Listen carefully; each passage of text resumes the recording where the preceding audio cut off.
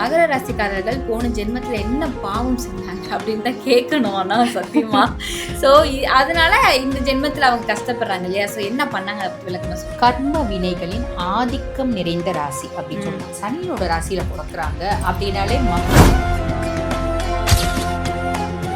அவங்க எந்த கோவிலுக்கு போயிட்டு வரும்போது அவங்களுக்கு சிறந்த பலன் கிடைக்கும். இவங்க பார்த்தீங்கன்னா திருவிடை மருதூர் மகாலிங்க சுவாமி கோயிலுக்கு போயிட்டு வர்றது அப்படின்றது பரிகாரம் தான். ஹேண்டிகேப் பர்சனாலிட்டிஸ்க்கு இவங்களால முடிஞ்ச ஹெல்ப் செய்யறது நிறைய.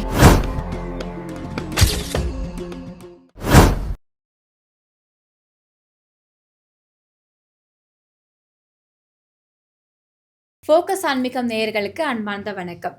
கர்மா அப்படின்னா நம்ம எல்லாருக்குமே தெரியும். ஆனால் இந்த கர்மாவால் எதனால் நம்ம இவ்வளோ கஷ்டப்படுறோம் அப்படிங்கிறது யாருக்குமே தெரியாது. ஒவ்வொருத்தங்களுக்கும் ஒவ்வொரு கர்மா அவங்க வாழ்க்கையில் நடக்கும். இந்த கர்மா எதனால் நம்ம வாழ்க்கைக்குள்ளே வந்துச்சு, இந்த கர்மானா என்ன அப்படிங்கிறத பற்றி ரொம்ப டீட்டெயில்டாக சொல்கிறதுக்காக இன்னைக்கு நம்ம கூட டாக்டர் அஸ்ட்ராலஜர் தீபா அருளால் மேம் இணைந்திருக்காங்க. அவங்க கிட்ட நிறைய விஷயங்கள் கேட்டு தெரிஞ்சுக்கலாம். வாங்க. வணக்கம் மேம். வணக்கம். எப்படி இருக்கீங்க? நல்லா இருக்கேம்மா.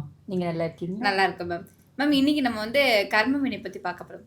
எனக்கு இந்த கர்மாவில் ரொம்ப ஒரு பெரிய சந்தேகம் என்ன அப்படின்னா, எனக்கு மட்டும் உடனே கர்மா நடந்துருது மேம். ஆனால் நான் கண்கூட பார்க்குறேன் நிறைய பேர் எவ்வளோ பெரிய விஷயம் அசால்ட்டாக பண்ணிட்டு ஜாலியாக சுற்றுறாங்க. இப்போ வரைக்கும் இந்த கர்மா அஃபெக்ட் ஆகுதா அப்படின்னா ஆக மாட்டேங்குது. எனக்கே டவுட், கர்மாவுக்கு கண்ணு இருக்கா இல்லையா, இல்லை தூங்குதா அப்படின்ற மாதிரி நான் நிறைய தடவை யோசிச்சிருக்கேன். இந்த கர்மா அப்படிங்கிறது எதனால் நம்ம வாழ்க்கைக்குள்ளே வந்துச்சு, எதனால் நடக்குது அப்படி ஒரு கேள்விக்கு ஒரு பதில் சொல்லிடுங்க. அது மட்டும் இல்லாமல் இந்த கர்மா எப்போ மேம் அவங்களுக்கு ஆக்டிவேட் ஆகும், அதை பற்றி எங்களுக்கு விளக்கமாக சொல்லுங்கள். பொதுவாக இந்த கர்மிக் எஃபெக்ட்ஸ் அப்படிங்கிறத பார்த்தீங்கன்னா கர்மா அப்படின்றது நல்ல கர்மாவும் உண்டு, கெட்ட கர்மாவும் உண்டு. இப்போ நீங்கள் மீன் பண்ணுறது பார்த்தீங்கன்னா கெட்ட கர்மா. நான் ஏதாவது கெட்ட செஞ்சதா உடனே எனக்கு பார்த்தீங்கன்னா பிரச்சனை வந்துடுது. ஒரு சிலர் எவ்வளோ கெட்ட செஞ்சாலும் சந்தோஷமா இருக்காங்க அப்படின்னு தான் கேட்குறீங்க இல்லையா? யாராலையும் அப்படி சந்தோஷமா இருக்க முடியாதுமா. நல்லவங்க கெட்டு போனதா சரித்திரமும் இல்லை, கெட்டவங்க நல்லா வாழ்ந்ததாகவும் சரித்திரம் இல்லை. காரணம் என்ன? இப்போ இதை நம்ம சொல்லும்போது ஆரம்பத்துலேயே சிலர் கமெண்ட் போடுவாங்க, கெட்டவங்க தான் நல்லா வாழறாங்க அப்படின்னு. இல்லைம்மா, அது உண்மை கிடையாது. பொதுவாக பார்த்தீங்கன்னா 3 விஷயம் வாழ்க்கையில் தோத்து போனதா சரித்திரமே கிடையாது. அது என்ன அப்படின்னா, நம்ம நல்லவங்களா இருந்தால் நம்மளுக்கு கெட்டது நடக்காதுமா. கெட்டது நடக்கிற மாதிரி தோணும், ஆனால் கண்டிப்பாக நம்ம நல்லா இருப்போம். சரிங்களா?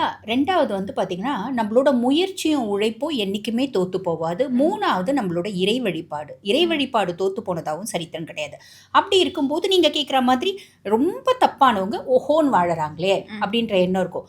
ரொம்ப தப்பானவங்க எவ்வளோ ஓஹோன்னு வாழ்ந்தாலும் சனி எப்போ சரியில்லாமல் வரான், கோச்சார பிரகாரம் சனி பகவான் பாருங்கள் 7 நாட்டு சனியாக வராரு, அஷ்டம சனியாக வராரு, அர்த்தாஷ்டம சனியாக வராருன்னு போது நீ என்ன தப்பு செஞ்ச, அந்த தப்புக்கு எல்லா அளவும் பார்த்தீங்கன்னா நான் பஞ்ச வைக்காமல் அதுக்கான பனிஷ்மெண்ட்டை கொடுத்துருவேன்ப்பா. உன்னை எங்கே அடிச்சா வலிக்கும்.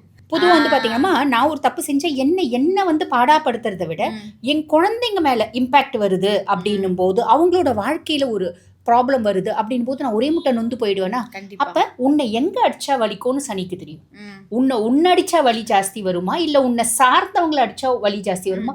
ஒவ்வொருத்தவங்களுக்கும் ஒரு பார்த்தீங்கன்னா ஒரு வீக்னஸ் அப்படின்றது இருக்கு. கண்டிப்பாக ஒவ்வொருத்தவங்களுக்கு பார்த்தீங்கன்னா உங்களோட கேரக்டர் வீக்காக இருக்கலாம். ஒவ்வொருத்தவங்களுக்கு அவங்களோட குணாதிசயங்கள், எனக்கு ஆடம்பரமாக வாழணும், தப்பான வழியில் போகணும், சம்பாதிக்கணும், அந்த மாதிரி ஒரு வீக்னஸ் இருக்கலாம். ஒரு சிலருக்கு பார்த்தீங்கன்னா என் குழந்தை தான் என்னோட வீக்னஸ். அப்போ அந்த குழந்தைங்க அதான் சொல்லுவாங்க பார்த்தீங்களா, பொதுவாக பார்த்தீங்களா மாதா பிதா செய்கிற தர்மமும் கர்மமும் மக்களுக்கு அப்படிம்பாங்க. அப்போ நீ நல்லா கூட வாழ்ந்துடலாம்ப்பா, உன் குழந்தைங்க உன் வம்சம் நல்லா வாழணும் இல்லையா? அப்போ நீ நினைக்கிறது தப்புமா. இங்கே சனி எப்போ இந்த மாதிரி வரானோ அப்போ க்ளீனாக அதுக்கான பனிஷ்மெண்ட் கொடுப்பா. அதுக்கும் மேலே சுய ஜாதகத்தில் தசை நடக்குது பற்றியா, தசை நடக்கும்போது சனி தசை அப்படின்னு வரும். 19 ஆண்டு காலம் உன் சுய ஜாதகத்தில் சனி எக்ஸலண்ட்டாக இருந்தாலும் கர்மிக் எஃபெக்டான பாடத்தை கொடுத்துருவான். நல்லதும் கொடுப்பான், கெட்டதும் கொடுப்பான். சுய ஜாதகத்தில் இன்னும் சனி கெட்டு போயிருந்தா நீ என்னென்னலாம் நல்ல கர்மாக்களை விட்டுட்டு கெட்ட கர்மாக்கள் செஞ்சுருக்க, அந்த கெட்ட கர்மாக்களுக்கான பலனை முழுசும் பார்த்திங்கன்னா கொடுத்துருவான். அதை நம்ம அனுபவிச்சு தான் ஆகணும். அதனால தான் நம்ம ஒவ்வொரு நாளும் நம்ம நிற்கும் போதும் நடக்கும் போதும் பேசும்போதும் ஒரு செயலை செய்யும் போதும் நமக்கு மேலே ஒருத்தவன் இருக்கான்ப்பா, நம்ம பார்த்தீங்கன்னா நம்ம ஹானஸ்ட்டாக இருக்கணும் அப்படின்ற எண்ணங்களோடு நம்ம வாழறோம் அப்படின்னாமா சின்ன சின்ன கஷ்டங்கள் வரும் தான். அதுக்கும் மேலே பெருசாக ஒரே முட்டை நம்ம மூளையில் உட்காந்துற மாதிரி ஒரு சூழ்நிலை ஏற்படாது. Okay ma'am. ஓகே. கர்மா பத்தி ரொம்ப டீட்டெயிலாவே சொல்லிட்டீங்க. அது மட்டும் இல்லாம இப்ப 12 ராசிக்காரர்களுக்குமே அவங்க எதன் அடிப்படையில இந்த கர்ம வினை வந்து அனுபவிக்கிறாங்க அப்படிங்கிறத பத்தியும் சொல்லுங்க. அது மட்டும் இல்லாம அ இந்த இந்த ராசிக்காரங்க வந்து இந்த கர்மா பண்ணதுனால தான் அவங்க இந்த ராசியில வந்து இந்த ஜென்மத்தில பிறந்திருக்காங்க அப்படிங்கிறத பத்தியும் ஒரு விளக்கம் இருந்தாலும் அத பத்தியும் குடுத்துருங்க மேம். மகர ராசிக்காரர்கள் போன ஜென்மத்தில என்ன பாவம் செஞ்சாங்க அப்படின்னு தான் கேட்கணும் ஆனா சத்தியமா. ஸோ அதனால இந்த ஜென்மத்தில அவங்க கஷ்டப்படுறாங்க இல்லையா? ஸோ என்ன பண்ணாங்க அத பத்தி விளக்கமா சொல்லுங்க. பொதுவாகவே மகரத்தில் பிறக்கிறாங்க அப்படின்னாலேம்மா கர்ம வினைகளின் ஆதிக்கம் நிறைந்த ராசி அப்படின்னு சொல்லலாம். சனியோட ராசியில் பிறக்கிறாங்க அப்படின்னாலேம்மா நீ இந்த ஜென்மத்தில் எதுக்கு பிறந்திருக்க, உன்னோட மொத்த நெகட்டிவ் கர்மாவையும் பாப கர்மாவையும் கெட்ட கர்மாவையும் நீ கரைக்கிறதுக்கு தான் பிறந்திருக்க அப்படின்னு சொல்லலாம். அதாவதுமா இவங்களுக்கு வந்து பார்த்தீங்கன்னா ஜீவனஸ்தான கர்மா அப்படிம்பாங்க. ஜீவனஸ்தானத்தினோட கடன் அப்படின்றது அப்படின்னா மேம் ஜீவனஸ்தானம்னா உழைப்பு. ஓகே. உழைப்பு, அதாவது உழைப்பு கடன் அப்படின்றது இருக்கு. நான் பூர்வ ஜென்மத்தில் மற்றவங்களோட அது உழைப்பு கடன் உழைப்பு கர்மா அப்படின்றது ஒன்று இருக்கு. அப்படின்னா என்னென்னமா நான் பூர்வ ஜென்மத்தில் ஒரு பெரிய செல்வந்தரா பிறந்திருக்கலாம், ஒரு பெரிய ஜமீன்தாரா பிறந்திருக்கலாம், ஒரு பெரிய குடும்பத்தில் பிறந்திருக்கலாம். நிறைய பேர் என்கிட்ட வேலை செய்கிறாங்க. இப்போ கூட நிறைய பேர் செய்வாங்க. பார்த்தீங்கன்னா நீ என்கிட்ட ஒரு வேலை செய்கிற அப்படின்னா உனக்கு உரிய பலன் காசை நான் கொடுக்கணும், அந்த பணத்தை நான் கொடுக்கணும். அதை பண்ணாமல் பயங்கரமாக சம்பளம் ஒரு நாளைக்கு 200 ரூபாய் கொடுப்பாங்க, 2 ஆள் வேலை வாங்கிப்பாங்க. அநியாயம். நிறைய பேர் இப்போ அப்படி பண்ணுறாங்க இல்லையா? ஒரு நாளைக்கு 300 ரூபாய் அவங்களோட ஏழ்மையை நமக்கு சாதகமாக பயன்படுத்திக்கிறது. ஏழ்மையை நமக்கு சாதகமாக பயன்படுத்தி அவளுக்கு தான் இல்லாத பிள்ளை தானே ஃபுல் டே வேலை வாங்க உட்கார விட மாட்டாங்க. இந்த ஒரு விஷயத்தை எடுத்து இப்படி கொடுமா, அந்த கரண்டி எடுக்கிறதுக்கு முன்னாடி அந்த ஜல்லிக்கண்டி எடு, அந்த குண்டான எடு, இதை பண்ணு அதை பண்ணு சில பொம்பளைங்க வாங்கிட்டே இருப்பாங்க. இது பெரிய பாவம். அந்த மனசு வழி இல்லாம செஞ்சாலும் அந்த மனசு எவ்வளவு கஷ்டப்படும். ஐயோ நம்மளுக்கு வசதி இல்லாதனால நிக்கூடாம வேலை வாங்குறாங்க, வீட்டுக்கு போனோடனே காலு வந்து கெஞ்சம் உட்காருன்னு. இந்த மாதிரி எல்லாம் சிலர் வந்து பாத்தீங்கன்னா நமக்கு வசதி இருக்குன்ற ஒரே காரணத்தினால மற்றவங்க உழைப்பை சுரண்டுறது, மற்றவங்களோட உழைப்பை அளவுக்கு அதிகமா வாங்கிட்டு ஒரு சின்ன தொகையை ஒரு அவங்களுக்கு வந்து பாத்தீங்கன்னா சம்பளமா கொடுக்கறது. அதே மாதிரி பாத்தீங்கன்னா முக்கியமா சாப்பிட்றது இன்னைக்கெல்லாம் வேலை வாங்குவாங்க. ஏதாவது நம்ம எல்லாம் நல்ல ஜம்முன்னு உட்காந்து டைனிங் டேபிளில் சாப்பிட்ருப்பாங்க. வீட்டில் இருக்கவங்களுக்கு கொஞ்சோண்டு மீந்ததை கொண்டு போய் கொடுப்பாங்க. அதுவும் மீந்துச்சுன்னா இவ்வளோண்டு சாதம் இருக்கும், பொரியல் இருக்கும், ஏதோ ஒன்று அதை சாப்பிடுன்னு கொடுப்பாங்க. இதெல்லாம் பெரிய பாவம். இந்த மாதிரி பூர்வ ஜென்மத்தில் செஞ்சது இந்த ஜென்மத்தில் மகரம் என்ன தெரியுமா பண்ணும், இந்த மாதிரி ஒரு கர்ம வினைகள்னால தான் இவங்க வந்து இப்போ மகரமாக பிறந்திருக்காங்க. ஆனால் அவங்களுக்கு அந்த பிள்ளைங்களுக்கு இப்படி தான் நம்ம செஞ்சிருப்போம் தெரியவே தெரியாது. ஏன் அப்படின்னா இந்த ஜென்மத்தில் தயாளு எண்ணம் அப்படின்றது மகரத்துக்கு நிறைய உண்டு. பூர்வ ஜென்மத்தில் அப்படி செஞ்சுருக்காங்க. அப்போ இந்த பிறப்பு என்ன பண்ணியிருப்பாங்க அப்படின்னா சனிதான் ராசி அதிபன். சனி ராசி அதிபன்றதுனால மனிதாபிமானம் நிறைஞ்ச ராசி மகர ராசி அப்படின்னு தான் நாங்கள் சொல்லுவோம். அப்போ எங்கேருந்து எப்படி டிரான்ஸ்ஃபார்ம் ஆகி வந்திருக்கு பற்றியா டிரான்ஸ்ஃபர்மேஷன். அப்போ இவங்களுக்கு வந்து பார்த்தீங்கன்னா அந்த மனிதாபிமானம் அப்படின்றது ரொம்ப ஜாஸ்தி. பொதுவாகவே மகரம் மெழுகுவர்த்திகள்மா, தான் எரிஞ்சு குடும்பத்துக்கு வெளிச்சத்தை கொடுக்குறவங்க. நிறைய மகரம் வந்து பார்த்தீங்கன்னா குடும்ப ஒரு முன்னேற்றத்துக்காக ரொம்ப கஷ்டப்பட்டிருக்கும். சின்ன வயசுலேருந்து பயங்கர ஹார்ட் ஒர்க் பண்ணியிருக்கோம், குடும்பத்தை கரையேற்றிருக்கோம், தங்கச்சி கடனை உடனே வாங்கி கல்யாணம் பண்ணி கொடுத்துருக்கோம், அண்ணனை படிக்க வச்சுருக்கோம், அக்காவை படிக்க வச்சுருக்கோம். ஆனால் அந்த தங்கச்சி வந்து பார்த்திங்கன்னா பின்னாடி வந்து சொல்லும், என்னத்தை நீ கல்யாணம் பண்ணி கொடுத்த, இன்னும் கொஞ்சம் நல்லா நகை நட்டு போட்டு கல்யாணம் பண்ணி கொடுத்துருந்தா நான் சௌக்கியமாக வாழ்ந்துருப்பேன்ல, உன்னால் தான் நான் கஷ்டப்படுறேன், உன்னால் நான் நல்லா இருக்கேன்ற வார்த்தை வராது, உன்னால தான் கஷ்டப்படுறேன் அப்படிங்குவாங்க. அதுக்கு பெத்த தாயே சொல்லுவாங்க.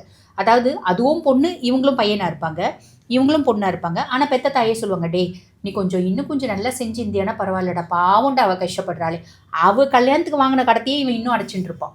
புரியுதுங்களா? அந்த நன்றி இருக்காது குடும்பத்து உறுப்பினர்கள் கிட்ட. அந்த நன்றி விசுவாசம், ஐயோ இவங்க செஞ்சாங்களே அப்படின்னு இவங்களை வந்து போற்றி புகழ்றது, இவங்களுக்கு மரியாதை கொடுக்கறது எதுவுமே இருக்காது. இவங்களுக்குன்னு உரிய அங்கீகாரம் குடும்பத்தில் இருக்கவே இருக்காது அப்படின்னு சொல்லலாம். இந்த ஜென்மத்தில் பூர்வ ஜென்மத்தில் நல்ல சாப்பாடு கொடுக்காம உழைப்பை திருண்டது எல்லாம் பண்ணது இந்த ஜென்மத்தில் மகரம் வந்துமா. ரொம்ப சிம்பிளாக சொல்லணும் அப்படின்னா இந்த பொறப்பில் ஒரு கூல்ட்ரிங்க்ஸ் அவங்க குடிச்சிட்டு இருக்காங்க, ஒரு ஜூஸ் ஷாப்பில் உட்காந்து ஜூஸ் குடிக்கிறாங்கன்னு வச்சுக்கோங்களேன். சிலர் வந்து யாச்சகம் கேட்பாங்க. யாச்சகம் கேட்கும்போது சிலர் 5 ரூபாய் கொடுப்பாங்க, 10 ரூபாய் கொடுப்பாங்க. ஆனால் மகரம் மட்டும் என்ன பண்ணுவோன்னா இவங்க என்ன ஜூஸ் குடிக்கிறாங்களோ வாங்கி கொடுக்கும். ஓகே. இவங்க ஸ்ட்ராபெரி கொடுக்குறாங்கன்னா ஸ்ட்ராபெரி வாங்கி கொடுப்பாங்க, ஸ்ட்ராபெரி மில்க் ஷேக்கு. இவங்க வந்து பார்த்தீங்கன்னா ரொம்ப சிம்பிளாக சொல்லணும், கிவி ஜூஸ் குடிக்கிறாங்கன்னா அது வாங்கி கொடுப்பாங்க. இவங்க என்ன குடிக்கிறாங்களோ அதை வாங்கி கொடுப்பாங்க. அதே மாதிரி யாச்சகம் கேட்குறவங்களுக்கு ஹோட்டலில் போயிட்டு ஒரு மசால் தோசை வாங்கி வந்து கொடுக்குறது, சூடாக 2 இட்லி வாங்கி வந்து கொடுக்குறது. ஒரு வயசான அம்மா ட்ரெஸ் வந்து ஏதோ கிழிஞ்சு போய் போட்டிருந்தாங்கன்னா புதுசாக ஒரு புடவை வாங்கி வந்து கவரோட கொடுத்துட்டு போகிறது, இதெல்லாம் மகரத்துக்கு உண்டு. அந்த கேரக்டர் அந்த அதாவது பூர்வீகத்தில் அவங்க என்ன பண்ணாங்களோ அதுக்கு ஆப்போசிட்டாக இந்த ஜென்மத்தில் செய்வாங்க, இந்த பொறப்பில் செய்வாங்க அப்படின்னா அந்த பிறவி கடனை அவங்களே தீர்த்துருவாங்க. ஆனால் அவங்களுக்கு அந்த ஹிண்ட்ரன்சஸ் இந்த மாதிரிலாம் வரும். வீட்லேயே வந்து பார்த்தீங்கன்னா யாருக்கெல்லாம் உழுந்து செய்கிறாங்களோ அவங்களே பெருசாக இவங்களை நினச்சி பார்க்க மாட்டாங்க அப்படின்னு சொல்லலாம். இருந்தாலும் மகரம் எப்பயுமே வந்து பார்த்தீங்கன்னா மேன்மையை நோக்கி சிகரத்தை நோக்கி அப்படின்னு சொல்லலாம். அவங்களோட ஹார்ட் ஒர்க்னால அவங்க பெரிய ஆள் ஆயிடுவாங்கம்மா. அவங்க கர்மிக் எஃபெக்ட்டை அவங்களே கரைச்சிடுவாங்க அப்படின்னு சொல்லலாம். Okay ma'am. இப்போ அவங்களே வந்து அந்த அனுபவிக்கிறது மூலமாவே கர்மவினை வந்து சரியாயிடும். இருந்தாலும் அவங்க வந்து எந்த கோவிலுக்கு போயிட்டு வரும்போது அவங்களுக்கு சிறந்த பலன் கிடைக்கும் மேம். இவங்க வந்து பார்த்தீங்கன்னா திருவிடை மருதூர் மகாலிங்க சுவாமி கோயிலுக்கு போயிட்டு வர்றது அப்படின்றது ரொம்ப நல்லதுமா. நிறைய நற்பலன்கள் சாலிடாக கிடைக்கும். Okay ma'am. பரிகாரம் மேம்? பொதுவாக வந்து பார்த்தீங்கன்னா சனிக்கிழமை தோறும் இந்த முடவர்களுக்கு பொதுவாக சனி அப்படின்னாலே மந்தன் முடவன் அப்படிம்பாங்கம்மா. அந்த ஹேண்டிகேப் பர்சனாலிட்டிஸ்க்கு இவங்களால முடிஞ்ச ஹெல்ப் செய்யறது நிறைய நற்பலன்கள் கொடுக்கும். நம்ம சொல்லணும்னே இல்லை, இவங்க யாரை பார்த்தாலும் செய்வாங்க, இவங்களே செய்வாங்க. பட் இருந்தாலும் தெரியாதவங்க தெரிஞ்சுக்கிட்டோமே அப்படின்னு சொல்கிறோம். நீங்கள் சொன்ன ராசிலே மேம் மகரம் மட்டும்தான் அவங்க பண்ண கர்மாவை அவங்களே எப்படி வந்து தீர்க்கணும் அப்படிங்கிறது அவங்களுக்கே தெரிஞ்சிருக்கு. அந்த முற்பிறவியில வந்து செஞ்சதை இந்த பிறவியில தீக்கணும்னு இயற்கையாவே அவங்களுக்கு அந்த ஒரு விஷயத்தை கொடுத்துருக்காங்க. அது ஒரு பெரிய விஷயம் அது. ஸோ இன்னைக்கு மகர ராசிக்காரர்கள் வந்து போன ஜென்மத்தில் என்ன கர்மா பண்ணனாலும் இப்போ கஷ்டப்படுறாங்க அப்படிங்கிறத ரொம்ப டீட்டெயிலாக சொன்னீங்க. கூடவே என்ன பரிகாரம் பண்ணணும், எந்த கோவிலுக்கு போகணும் அப்படிங்கிறது ரொம்ப டீட்டெயிலாக சொன்னீங்க. நன்றி மேம். நன்றி.